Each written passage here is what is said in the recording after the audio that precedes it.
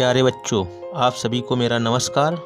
आज हम लोग एनसीईआरटी गणित कक्षा 10 में सेट IMX 2020 यूपी बोर्ड का पेपर जो है उसको हम हल करेंगे। तो देर ना करते हुए चलिए शुरू करते हैं। पहला क्वेश्चन देखते हैं। पहला क्वेश्चन है कि y बराबर ax² + bx + c के ग्राफ का आकार कैसा होगा। तो इसका आकार परवलयाकार होगा। आप लोग एनसीईआरटी गणित की बुक में पेज नंबर 26 पर इसको समझ सकते हैं।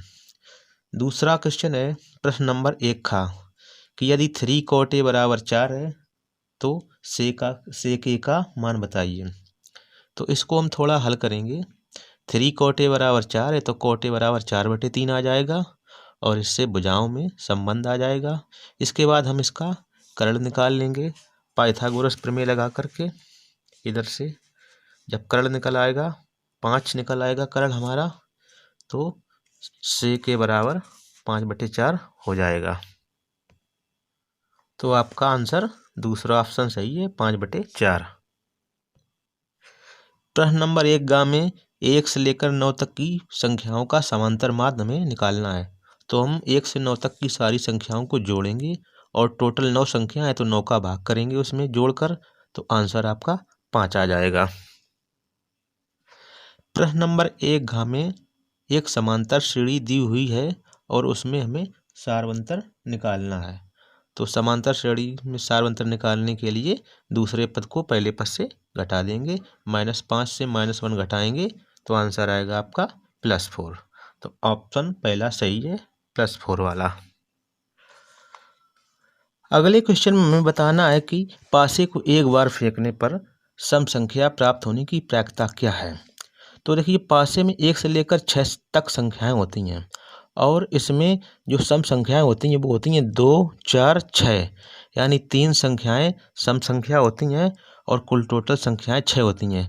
तो सम संख्या की प्रायिकता कैसे निकालेंगे, 3/6 करेंगे और आंसर आएगा आपका 1/2, यानी फर्स्ट ऑप्शन सही है। अगले क्वेश्चन में दिया है कि QPT 60 अंश है, QPT इधर ये 60 अंश है, तो POQ का मान बताइए। POQ इसका हमें मान बताना। तो देखिए, QPT ये 60 अंश है, ठीक है। अब ये 60 अंश है तो ये टोटल होता है 90 अंश टोटल इधर। तो ये OPQ ये 90 से 60 घटाएंगे, इधर आएगा 30 अंश, ठीक है। अब ये 30 अंश अगर इधर ये है तो 30 अंश ये भी है। अब 30, 30, 60 और 180 से 60 घटाएंगे, आंसर आपका आएगा 120 अंश। अगले क्वेश्चन में ये दिए हैं संख्याएं 27, 23 और वगैरह वगैरह, और इन सभी का समांतर माध्य 15 है। तो x का मान बताइए। तो सारी संख्याओं को हम जोड़ देंगे और टोटल 7 संख्याएं हैं, 1, 2, 3, 4, 5, 6, 7। 7 से भाग करेंगे और समांतर माध्य की जगह पे 15 रख देंगे और इसको हल करेंगे और आंसर आ जाएगा आपका x का मान 15। अगले क्वेश्चन में एक मीनार दी हुई है और मीनार से कुछ दूरी पर एक कार खड़ी है और मीनार के ऊपर से कार का अवनमन कोण ये 30 अंश दिया है। तो हमें बताना है कि आधार से कार की दूरी, ठीक है। तो ये इसकी ये ऊंचाई हो गई 75 मीटर और इसको हमने x मान लिया। अब इसमें या तो tan 30 लगा दें या cot 30, आराम से क्वेश्चन हल हो जाएगा। आप देख सकते हैं। अगला क्वेश्चन है, इसमें 2 पासों को एक साथ उछाला गया है और एक द्विकाने की प्रायिकता पूछी गई है। तो इसको समझते हैं जरा हम लोग। अब देखिए, हमारे पास 2 पासे हैं, इनको दोनों को एक साथ उछालेंगे तो क्या परिणाम आएगा। हो सकता है इसमें 1 आए और इसमें 2 आए, या इसमें 1 आए इसमें भी 1 आए, इसमें 1 आए इसमें 3 आए, इसमें 1 इसमें 4, 1 5, 1 6, इस तरह से परिणाम आ सकते हैं। या इसमें 2 इसमें 1, इसमें 2 इसमें 2, इस तरह से टोटल 36 परिणाम आएंगे। सारे परिणाम हमने यहाँ पर लिख दिए हैं, टोटल 36 परिणाम हैं। अब इसमें द्विकाने की प्रायिकता पूछ रहा है, तो देखिए द्विक वाले परिणाम कौन कौन है, वे परिणाम जिनमें दोनों पासों पर सेम संख्या है, जैसे इस पे 1 और इस पे 1 सेम संख्या हो गई, इस पे 2 इस पे 2 सेम संख्या हो गई, 3 3 3 3, यानी ये द्विक वाले परिणाम टोटल 6 परिणाम हैं। तो द्विक परिणाम की प्रायिकता जब निकालेंगे तो 6/36 करेंगे, और जब 6/36 करेंगे तो आंसर कट के आएगा 1/6। अगले क्वेश्चन में एक द्विघात बहुपद दिया है और इसमें कह रहा है कि द्विघात बहुपद के मूल बराबर हैं, तो पी का मान हमें बताना है।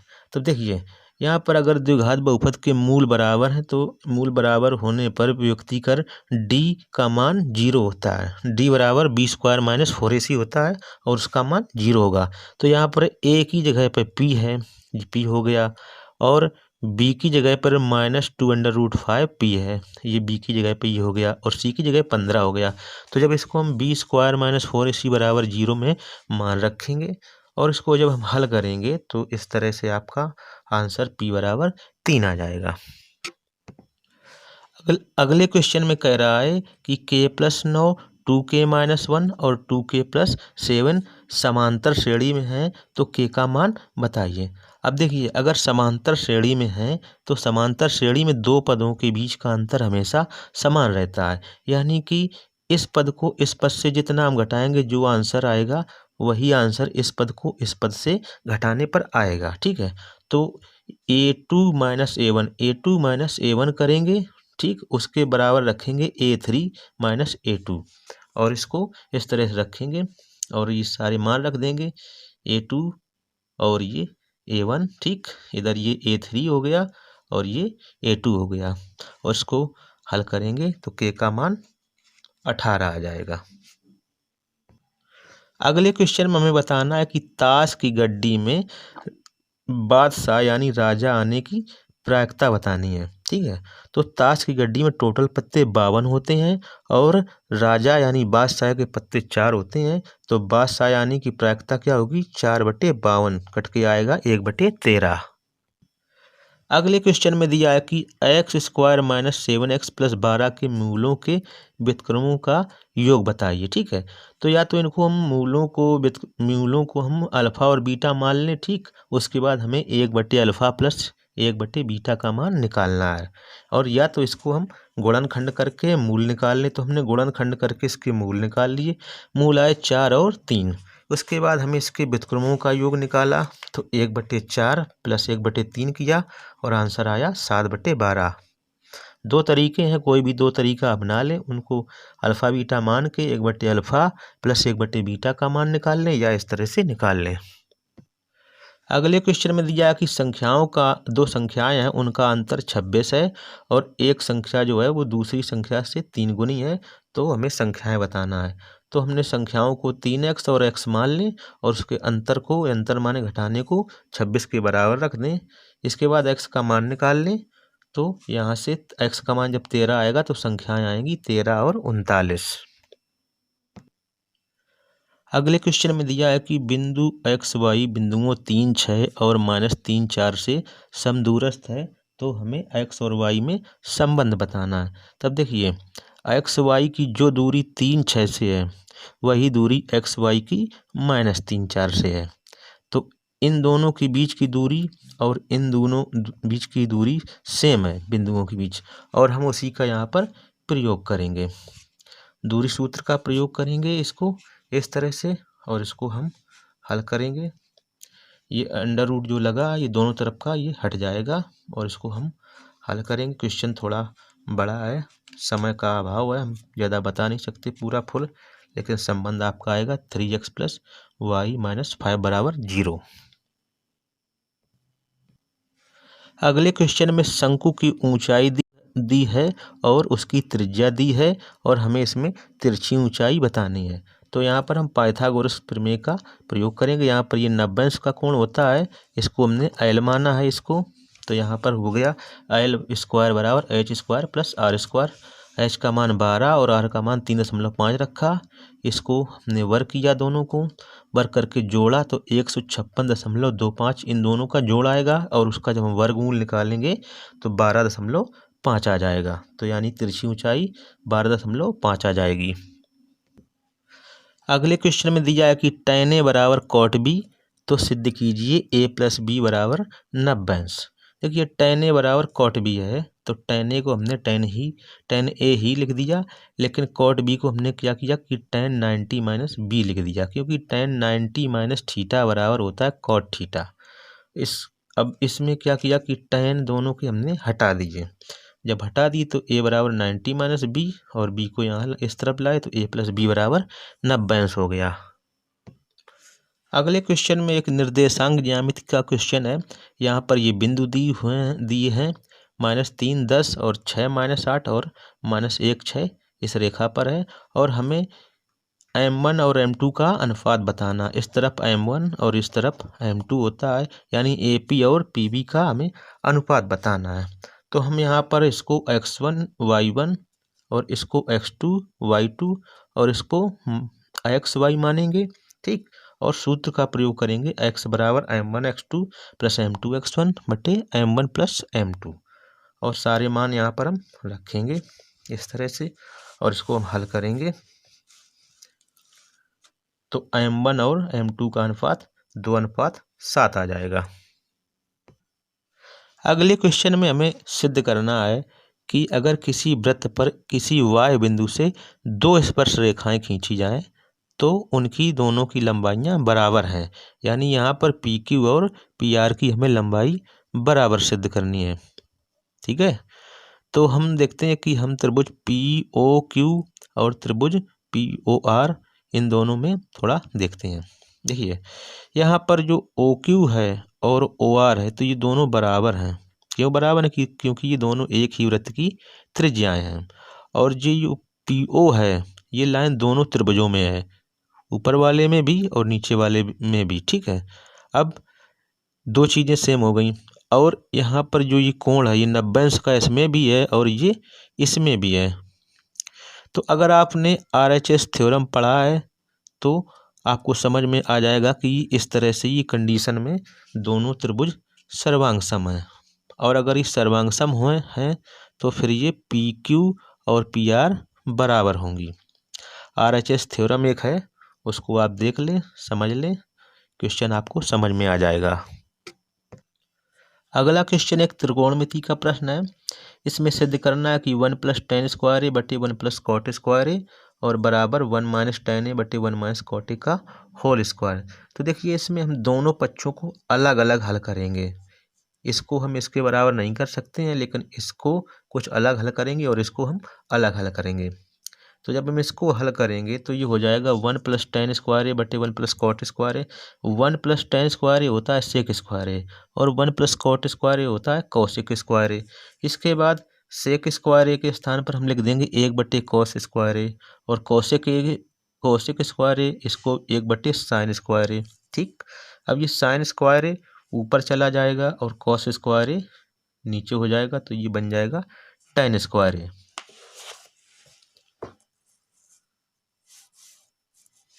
अब हम इसको थोड़ा बायां पक्ष देखते हैं। इसमें 1 - tan a के स्थान पर sin a बटे cos a लिख देंगे, और इधर cot a के स्थान पर cos a बटे sin a लिख देंगे। इसको हम हल करेंगे तो ये हो जाएगा ऊपर वाला cos a - sin a बटे cos a, और ये नीचे वाला हो जाएगा sin a - cos a बटे sin a।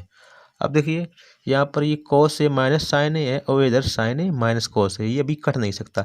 लेकिन अगर इसमें माइनस कॉमन कर दें तो ये उल्टा हो जाएगा। तो हमने यही किया, इसमें माइनस कॉमन किया और इसको हमने उल्टा लिख दिया, sin a minus cos a लिख दिया। तो अब और ये cos a इधर ये आ गया, वही अपनी स्थान पर है। sin a minus cos a ये हो गया, और sin a ये हो गया। तो अब ये इससे कट जाएगा, लेकिन ये माइनस बना रहेगा।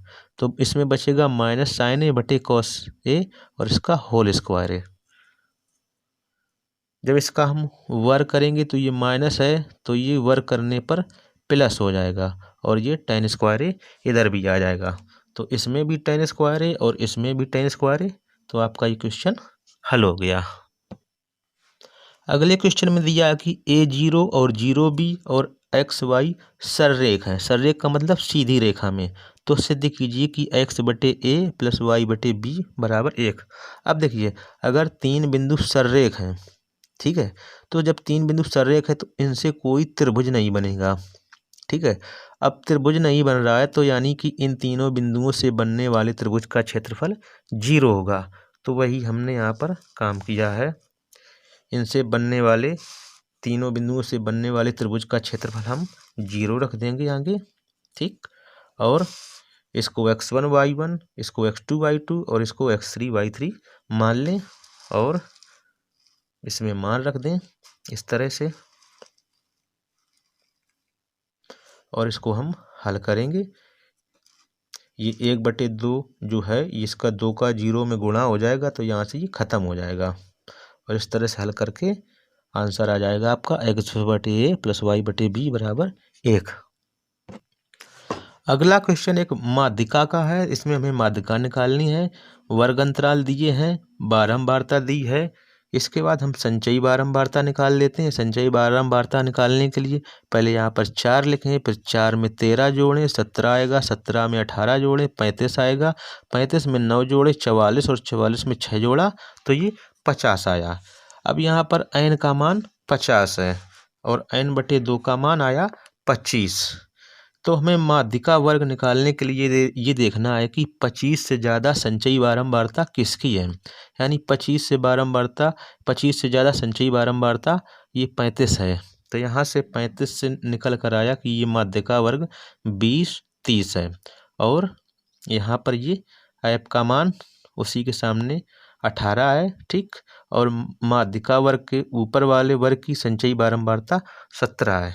तो यहाँ पर हम जो ये सूत्र होता है माध्यिका का, L + n/2 - CF/F × H। तो यहाँ से समझ लेते हैं L क्या होता है। L होता है माध्यिका वर्ग की निम्न सीमा, ये 20। ठीक है।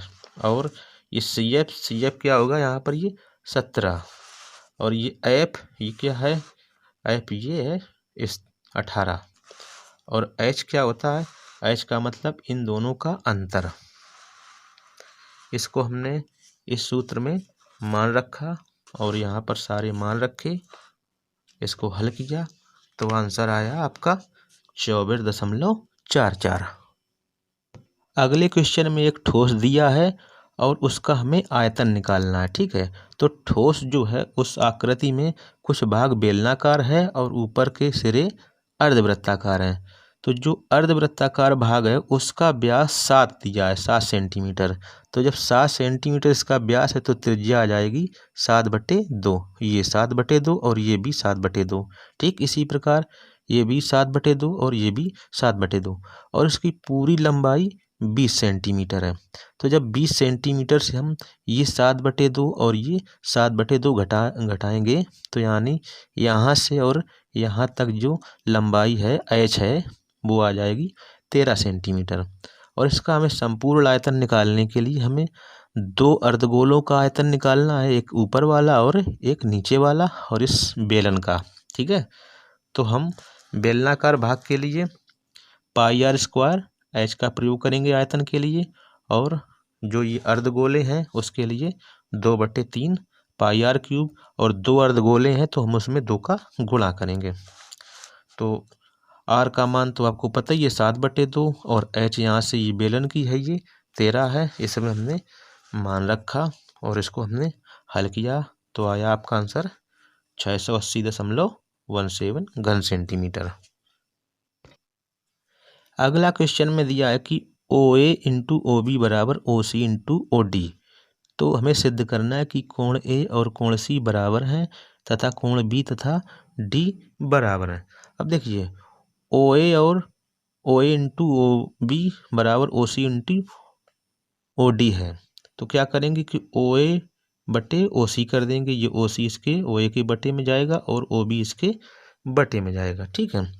और कोण AOD ये वाला कोण और BOC इस तरफ वाला, ये दोनों बराबर हैं क्योंकि ये शीर्षाभिमुख कोण है। अब इसकी 2 भुजाओं का अनुपात इसकी 2 भुजाओं के अनुपात से बराबर है। ठीक है। और 2 कोण बराबर हैं। तो आपने अगर साइड समरूपता कसौटी नहीं पढ़ी तो उसको पढ़ लें।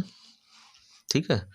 तो इस स्थिति में ये दोनों त्रिभुज समरूप हैं, और जब समरूप होते हैं त्रिभुज तो उनके संगत कोण बराबर होते हैं।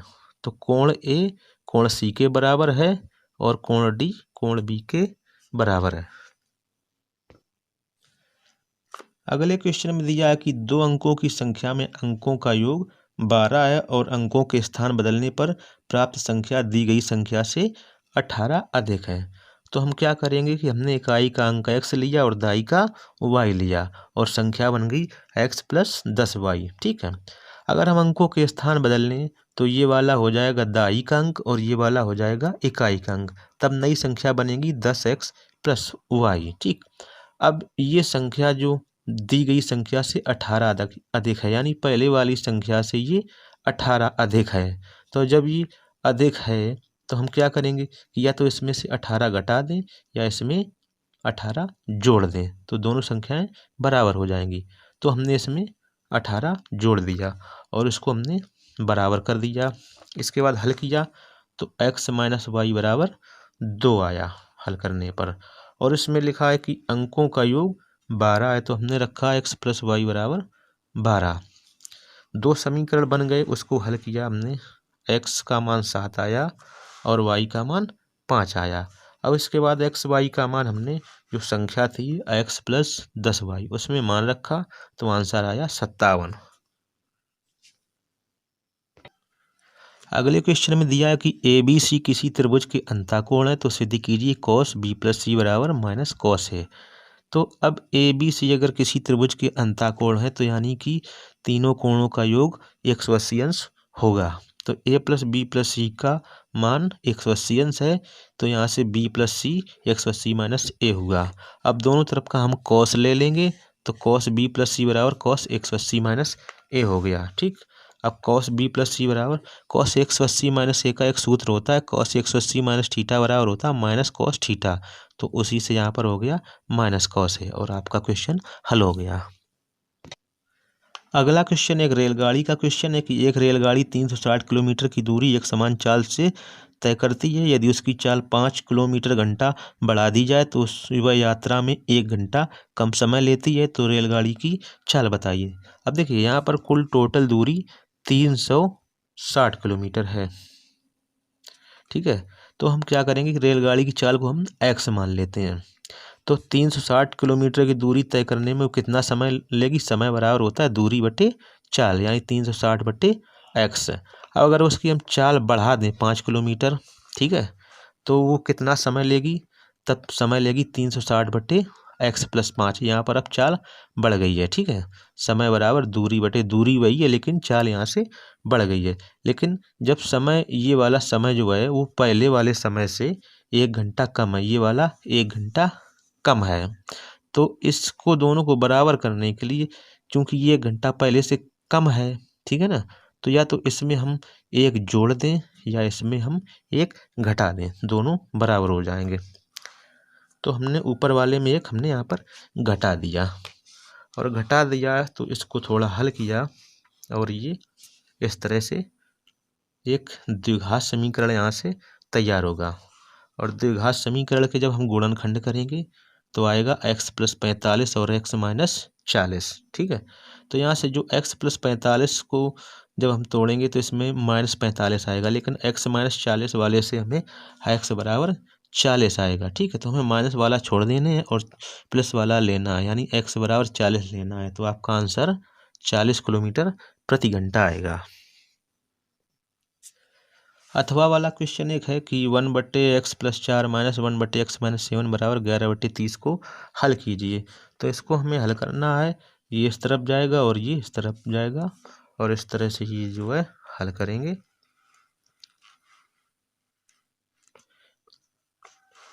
एक द्विघात समीकरण यहाँ से हमें बनाना है, x² - 3x + 2 बन जाएगा। उसको हल करेंगे तो x बराबर 1 और x बराबर 2 आएगा। अगले क्वेश्चन में एक हमें त्रिभुज की रचना करनी है जिसमें भुजाएं 5, 6, 7 हों। ठीक है, और एक और दूसरा त्रिभुज हमें बनाना है उसी के समरूप जिसकी संगत भुजाएं पहले वाले त्रिभुज की 3/5 गुनी हों। ठीक है, तो यहाँ पर ये 5 है और ये 6 है और ये 7 है, और जो संगत त्रिभुज हमने बनाया है तो ये ए डैश बी और ये सी डैश बनकर तैयार हुआ है। कैसे बनाएंगे, पहले तो हम इसको 5 खींच लेंगे, इसके बाद इसको हम 6 का यहाँ से चाप लगाएंगे और यहाँ से 7 का, तो ये सबसे पहले ये वाला बन जाएगा। ठीक, उसके बाद यहाँ पर हम एक न्यून कोण बनाती हुई तिरछी रेखा खींचेंगे और हमें क्या करना है कि 3/5 गुनी एक त्रिभुज बनाने हैं। तो हम क्या करेंगे, इसमें 5 है तो हम यहाँ पर इस लाइन के 5 भाग करेंगे, 1 2 3 4 5। ठीक, अब 5 भाग में हमें 3 भाग लेना है, तो हम यहाँ क्या करेंगे कि यहाँ से 1 2 3 भाग गिनकर और इस लाइन के समांतर रेखा हम खींच देंगे 3 भाग लेकर। इसके बाद इस लाइन के समांतर ये रेखा खींच देंगे और आपका क्वेश्चन हल हो जाएगा। अगले क्वेश्चन में क्या कि 2 संकेंद्री वृत्त हैं, एक की त्रिज्या 4 सेंटीमीटर है इस वाले की, इसकी, और दूसरे की 6 सेंटीमीटर है त्रिज्या। ठीक है, संकेंद्री का मतलब जिनका केंद्र एक ही हो दोनों वृत्तों का, और बड़े वाले वृत्त से छोटे वाले वृत्त पर हमें स्पर्श रेखा खींचनी है। तो हम क्या करेंगे कि जो इस वृत्त का केंद्र ये ओ है और इसको हम इस बिंदु से स्पर्श रेखा खींच रहे हैं तो हम इसको इससे मिलाएंगे। ठीक, इसके बाद इसका हम अर्धक कर देंगे, ये अर्धक हमने यहाँ से किया। ठीक है, और उसके बाद अर्धक करने के बाद हम लोग इसमें ऐसा वृत्त बनाएंगे जहाँ पर ये काट रहे हैं दोनों वृत्त, ये वाला और ये वाला। ठीक है, उसको हम यहाँ से ऐसे कटे हुए बिंदु से यहाँ से ये रेखा मिलाएंगे और इसको हम यहाँ से इस तरह से मिला देंगे, तो ये आपका क्वेश्चन हल हो जाएगा।